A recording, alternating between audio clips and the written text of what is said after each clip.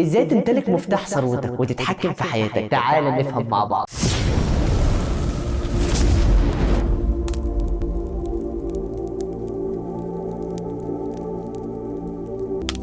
السلام عليكم ورحمة الله وبركاته. أنا إسلام أسامة وأنت بتتفرج على قناة فهمني. فكرة القناة إن أنا أقرأ كتاب وأفهمه بحيث إن أنا أوصل لك تجربة أشخاص وصلوا لمكانة معينة وبيحاولوا يسهلوا عليك الطريق. فلو حابب تستفاد اشترك في القناة. الجزء الرابع يا صديقي من كتاب الأب الغني والأب الفقير للكاتب الجميل روبرت كيوساكي. اتكلمنا في الحلقة اللي فاتت عن التحديات اللي قابلها روبرت ومايك وإزاي قدروا يصنعوا أول عملة، ولكن للأسف اكتشفوا إن هي مزورة واتحطمت كل أحلامهم وقرروا إن هم يستعينوا بوالد مايك اللي بدأ يعلمهم ويديهم نصايح لا تقدر بثمن. وفي الحلقه دي يا صديقي هنعرف ايه اللي غير تفكير مايك وايه اللي هو هيتعلمه. فحضر كوب قهوه وصلى على النبي وندخل في المفيد. وبعد لما روبرت ومايك وافقوا ان هم يشتغلوا من غير فلوس، وبمرور الاسبوع التالت دخل عليهم الاب الغني وخد روبرت ومايك في جوله يتمشوا وقعدوا في مكان. قال لهم اتعلمتوا بحاجه؟ قالوا له لا. قال لهم فكروا كويس، انتوا بتتعلموا احد اعظم دروس الحياه، ولو انتوا مش مهتمين بكلامي انا هديكم 25 سنت في الساعه. فسكت هو ومايك ومحدش قال اه او لا. فقال لهم طب دولار مقابل الساعه، طب دولارين مقابل الساعه، وزود لحد ما وصل ل5 دولارات في الساعه، يعني 15 دولار في الثلاث ساعات، يعني 60 دولار شهريا. ففكر روبرت ان ال 60 دولار دول هيخلوهم اغنى طفل في العالم، وهيخليه يجيب دراجه جديده وقفازين جداد للبيسبول، واصحابه طبعا هيشوفوه غني، لان ايامها في سنه 56 ما كانش حد بيوصل ل5 دولارات في الساعه. ومن كتر تفكيرهم سكتوا ومحدش رد، لدرجه ان الايس كريم اللي كان بياكلوه ساح على ايديهم. وبعد سكوتهم ورفضهم ان هم ياخدوا مقابل شغلهم، لانهم عارفين ان ده فخ. طب لحظه كده، لو جينا فكرنا هو عاوز يعلمهم ايه وايه الهدف؟ هقول لك يا صديقي، كل واحد مننا دايما خايف ان هو يوصل لمرحله الفقر، فبدل ما هو يحاول يبدا في مشروع بيلجا للحل الاسهل وهي الوظيفه، وتلاقيه بيقول الظروف وبدات قبل كده وفشلت، مع انه لو فكر تاني هيلاقي ان ده طبيعي والمفروض يبدا من تاني، لان الوظيفه هي حل قصير لمشكله طويله بتخليك كل يوم قلقان من بكره، كل يوم تصحى تروح الشغل واخر الشهر تستنى المرتب. فقعدته معاهم كان هدفها ان هو يعلمهم ازاي يتحكموا في الخوف والرغبه اللي جواهم ويفكروا بره الصندوق وما يسيبوش الوهم والجهل يتحكم فيهم. هقول لك ان الوهم انك تحب الفلوس وتجري وراها من غير ما تاخد اي خطوات، والجهل انك مش عارف تدير الفلوس اللي معاك. لو جيت دلوقتي قلت لك هديك مليون جنيه هتعمل بيها ايه؟ في ناس هتقول لي هشتري شقه وعربيه وهعمل اللي انا ما استمتعتش بيه قبل كده، وفي ناس تانية هتقول لي جزء اشتري بيه شقه واجرها، وجزء هبدا بيه مشروع، وجزء هحطه في ذهب وابدا استثمر تاني واكبر المشروع واحده واحده. تخيل انت بقى مين الافضل فيهم، وهسيب الاجابه دي ليك. نرجع تاني بقى.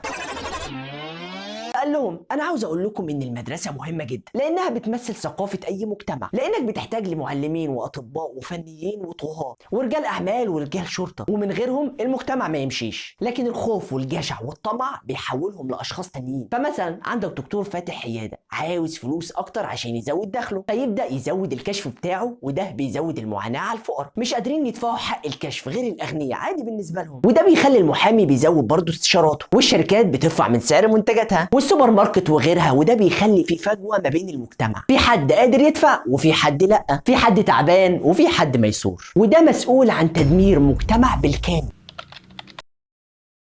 فقال له روبرت هو مش دي طبيعه الحال ان الاسعار ترتفع؟ فقال له اه بس بيبقى فيه زيادات معقوله، وده بيرجع لثقافه المجتمع والحكومه اللي بتحاول تدير الامور. فلو المدارس فهمت الناس طبيعه المال هتخليهم يتعلموا اكتر، ففي مال اكتر واسعار اقل، لانهم هيعرفوا يديروا الموضوع بشكل صح. فلو جينا بصينا في واقعنا يا صديقي هنلاقي ان التاجر بيحاول يكسب اكتر من المفروض يكسبه، فيروح يخزن كميات كبيره وما يبيعش، فالاسعار تزيد وتولع، غير بقى زياده الدكاتره والمحامين وغيرهم. وان الثقافه عند الناس فيها مشكله، لما بيجي يشتري منتج ما بيشتريش واحد بس، لا بيشتري 3 حتى لو هو مش محتاجها، بيقول لك الاسعار يا عم هتعلى. بس لو جينا فكرنا ومشينا في الاتجاه التاني هنلاقي ان التاجر لو بيمشي على المثل اللي بيقول بيع كتير اكسب قليل بيع اكتر، ده هيخليه يربح اكيد اكتر. وبرده للاطباء والمحامين وغيرهم قللوا مثلا اسعار الكشف والاستشارات، ده هيخلي عدد كبير ما كانش يعرفه بدا يعرفه، وده هيزود دخله وارباحه. الفكره انك تتعلم ازاي تجني المال ولكن لا تملك زمامه. فالاب الغني قال لهم انا كان هدفي لما عرضت عليكم العمل بدون مقابل ان اشوفكم هتستسلموا ولا لا، مع ان العاطفه كانت بتحاول تسيطر عليكم، ولما عرضت عليكم زياده في الفلوس فكرتوا بس ما استجبتوش لعاطفتكم، ودي اول خطوه اتعلمتوها.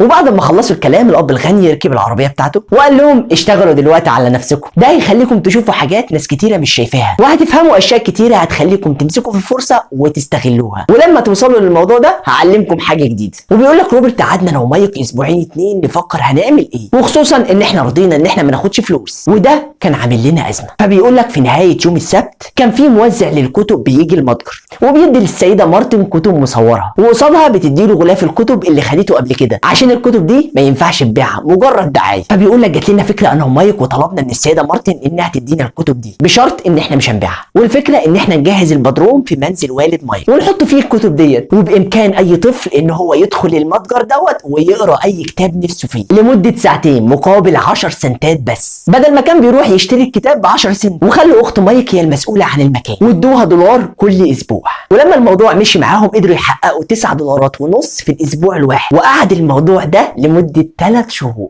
وجنب ده طبعا بيشتغلوا في المتجر كل يوم سبت. ولما الموضوع مشي معاهم فكروا ان هم يعملوا فرع تاني، ولكن للاسف بعد 3 شهور قفلوا المتجر لان حصلت مشاجره ما بين الاطفال في المكتبه، وده خلى والد مايك يقترح عليهم ان هم لازما يقفلوا المكتبه، وبكده وقف المشروع ووقف كمان شغلهم يوم السبت. ولكن ده دفع ان الاب الغني يعلمهم حاجات جديده. تخيل بقى طفلين يعملوا الكلام دوت.